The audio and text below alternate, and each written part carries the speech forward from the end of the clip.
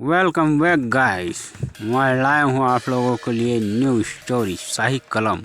बहुत समय पहले यूनानी राजा हुआ करते थे और वह हर सामान शाही रखा करते थे, मगर उनके एक मर्तबे में एक ऐसा सामान था जिसे वह किसी को भी बताना नहीं चाहते थे। वह शाही शिलालेख था। एक दिन की बात है, वह टहलने के लिए अपने बाग पर गए हुए थे, मगर उन्होंने देखा कि एक दूसरे देश का राजा उनसे मिलने को आ रहा है। फिर उन्होंने अपने मर्तबे से एक सामान निकाली। वह सामान यह था कि सोने का एक तलवार था।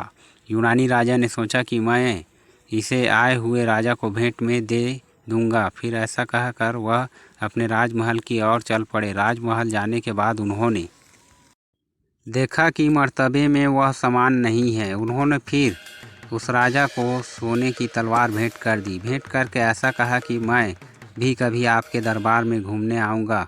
फिर वहाँ आए हुए राजा भी वहाँ से चले गए और जाते जाते कहा कि आप भी आएंगे तो मैं भी कुछ ऐसा तोहफा दूंगा जिसे देख आप प्रसन्न हो जाएंगे। वहाँ से चले गए। इतने में यूनानी राजा की महारानी वहाँ पर उपस्थित हुई।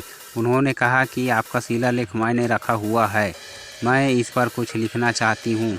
यूनानी राजा ने महारानी को आदेश दिया कि आप भी इसमें कुछ लिख सकती हैं, मगर शर्त है कि आपको मेरी एक शर्त माननी पड़ेगी, क्योंकि यह तो एक शाही शिलालेख है, तो इसमें कुछ भी लिखने के लिए शाही कलम चाहिए। अब महारानी ने भी यह बातें स्वीकार कर ली और वहाँ से चले गई। राजा कुछ दिनों तक सोचता रहा कि अब वह शाही शिलालेख में महारानी जी शाही कलम कहाँ से लाएंगे।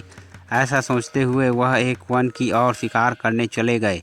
कुछ दिन भटकते भटकते एक भी शिकार नहीं मिला तो राजा अपने राजमहल पर वापस पहुँचे तो महारानी नहीं कहा कि मैं अपनी छोटी बहन जेसिका के यहाँ जा रही हूँ, और ऐसा कहकर राजा से अनुमति लिया। महाराजा ने भी सोचा कि महारानी को कुछ काम होगा और अनुमति दे दी, और महारानी के जाने के लिए यूनानी सेना के सेनापति ने रथ तैयार किया और बहुत से सैनिकों को भी भेज दिया।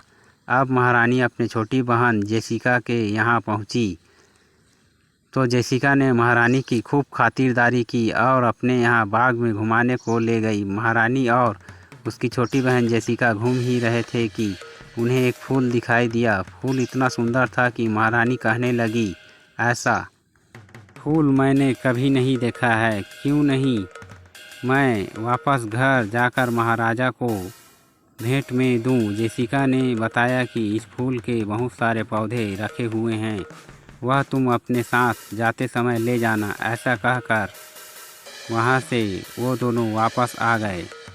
वापस आए तो देखा एक फ़कीर उनके यहाँ भीख मांगने को आया हुआ था। फ़कीर ने कहा कि मुझे कुछ सोने के सिक्के चाहिए, मुझे उन सिक्कों का एक कलम खरीदना है। इतना सुनकर महारानी और उसकी बहन आश्चर्यचकित हो जाते हैं और कहने लगते हैं कि यह कौन सा कलम है जिसे तुम सोने के सिक्कों से खरीदना चाहते हो। भिखारी ने कहा कि यह एक शाही कलम है जिसे मैं उसके पूरे कीमत से खरीदना चाहता हूँ। महारानी ने पूछा कि वह व्यक्ति कौन है जिससे तुम यह कलम खरीदना चाहते हो। भिखारी ने बताया कि वह एक व्यापारी है जिससे मैं उसके पास से वह शाही कलम खरीदना चाहता हूँ। इतना सुनकर महारानी भी बहुत खुश हुई और कहने लगी कि मैं तुम्हें कुछ बहुत सारे सोने के सिक्के दूंगी, मुझे तुम वह कलम उस व्यापारी से दिलवा दो।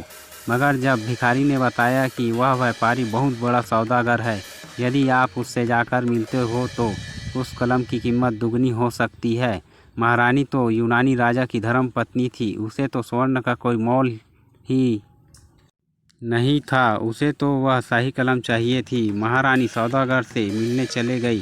सौदागर को मुँह मांगा कीमत देकर वह शाही कलम को लेकर अपने राजमहल चले गई और राजा को बताया कि मैंने शिलालेख में लिखने के लिए एक शाही कलम लाया है, आपको पसंद हो तो देख लो। वह शाही कलम तो अष्ट धातुओं से बना हुआ था। यूनानी राजा ने देखा तो कलम के जगह महारानी की खूब तारीफ की और शाही कलम से शिलालेख में लिखने को कहा और अपने मर्तबे में रखने को कहा। महारानी ने उसमें आयुर्वेद के बहुत से संग्रह को लिख डाली और मर्तबे में फिर से उसे वापस रख दी। तो दोस्तों, कहानी कैसी लगी लाइक करें, कमेंट करें, सब्सक्राइब करें, बेल आइकन को ज़रूर दबाएं।